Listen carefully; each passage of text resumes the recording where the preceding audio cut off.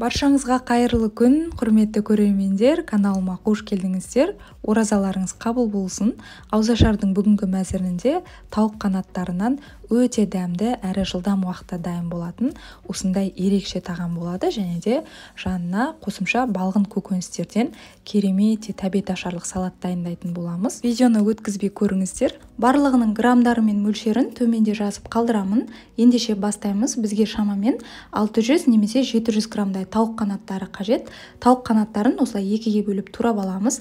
Бұл ұшындағы бөлігі бізге қажет емес, сондықтан кесіп алып тастаймыз. Тауық қанаттары болмаса, орнына тауық сирақтары да жарай береді. Мінекей осылай барлығын турап дайындап алдық. Енді табамызды қыздырып, үстінен шамамен 100 грамдай сұйық майымызды құямыз. Одан кейін жаңағы тауық қанаттарын салып қуырамыз.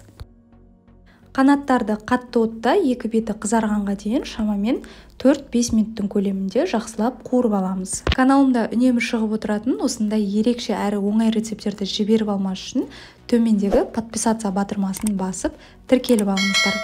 Ал қанаттар қуырыла берем дегенше біз орташа көлемдегі бір пиязды алып, осылай ірі бөлшектерге бөліп турап аламыз.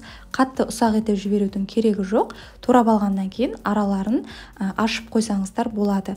Мінекей тауық қанаттары осылай қызарып, әдемі болып шамамен 10 минуттың көлемінде қуырылды. Енді жаңағы пиязымызды салып, тағы да жақсылап араластырып, пиязымыз жұмсарып кішкене қызарғанша қуырып аламыз. Біздің тағамымызға ерекше дәм беріп тұру үшін, әрі иісі де әдемі болып тұру үшін осылай 4-5 тіше сарымсақты теркадан өткізіп дайындап қоямыз.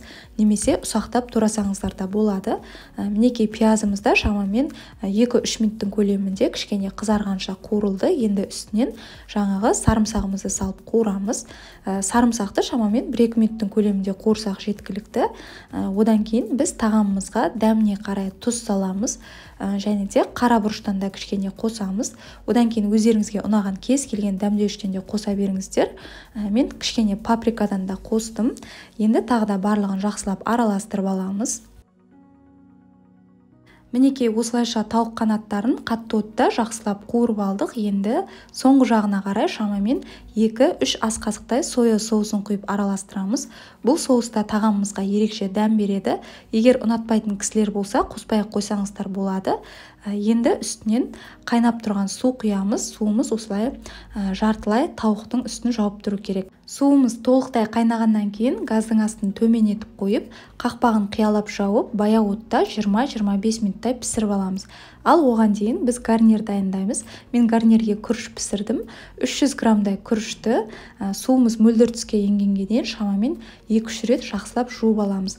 Одан кейін күрішті пісіретін ыдысымызға кішкене сұйық май құйып, жаңағы жуылған күрішімізді саламыз.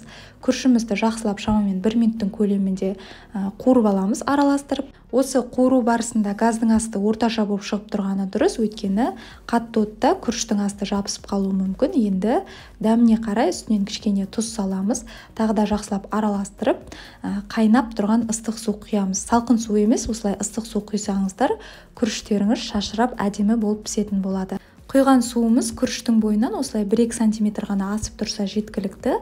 Енді газдың астын төмен етіп қойып, қақпағын жауып, 20-25 минуттай пісіріп аламыз. Ол аралықта қақпағын мүлдем ашпаңыздар.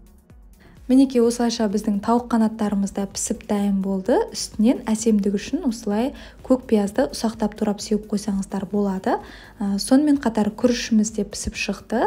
Көріп тұрғандарыңыздай әдемі болып, шашырап, бір-біріне жабысып қалмай пісіп шығады. Енді келесі гарнирге мен дайын фриді пісіретін боламын. Өздеріңіз қаласаңыздар, үй жағдайында дайындасаңыздар да болады.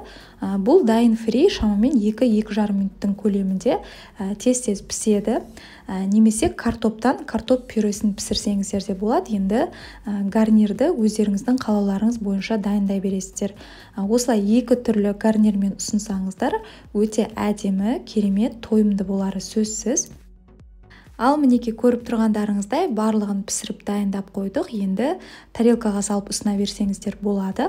Тауық қанаттары да көріп тұрғандарыңыздай тәбет ашарлықтай әдемі болып тұр. Күрішіміз де пісіп тұр.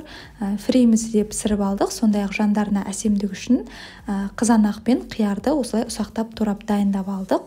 тарелкаға әдемілеп тәбет ашарлықтай етіп ұсынамыз. Өздеріңіз көргендеріңіздей бұл тағамды дайындаудың ешқандай қиындығы жоқ, өте оңай әрі жылдам уақытта дайын болады. Сонымен қатар біздің тауық қанаттарымыз ерекше дәмді, керемет болып шыққан. Жасап көріңіздер, сіздерге ұнайтынына сенімдімін. Мінекей осылай әсемдеп, әдемілеп дастарханымызға ұсынамыз. Келесі кезекте біз салатымызды дайындаймыз. Салатқа қажетті балғын көкөністерімізді жуып дайындап алдық. Бұл жерде қызанақ, қияр, сәбіз, болгар бұрыштары және де сарымсақ пен укроп. Енді біз қиярымызды видеода көрсетілгендей ұзыншалап, кішкене ірілеу етіп турап саламыз, және де қызанақты да соломка етіп ұзыншалап турап саламыз. Болгар бұрыштарында, яғни тәтті светофор бұрыштарында осылай ұзыншалап турап саламыз. Мен екі түсін алдым, сары және қызыл. Келесі кезекте сәбізді кәріс салатына арналған теркадан өткізіп алып барып салдым. Және де екі тіше сарымсақты ұсақтап турасаңыздар болады, немесе осылай терканың ұсақ көзінен өткізіп аламыз. Мінекей өткізіп алдық. Енді біз қазір дәмдеуіштерін саламыз. Өздеріңізге ұнайтын кез келген аскөкті қоса бересіздер. Мен укропты ұсақтап қостым. Енді салатымызға дәміне қарай тұз саламыз. Кішкене қарабұрыштан қоссаңыздар болады. Және де жарты шай қасықтай немесе бір шай қасықтай паприка қосамыз. Одан кейін осындай қалауларыңыз бойынша салаттың ащылау болғанын қаласаңыздар, чили ащы бұрышынан да қоссаңыздар болады.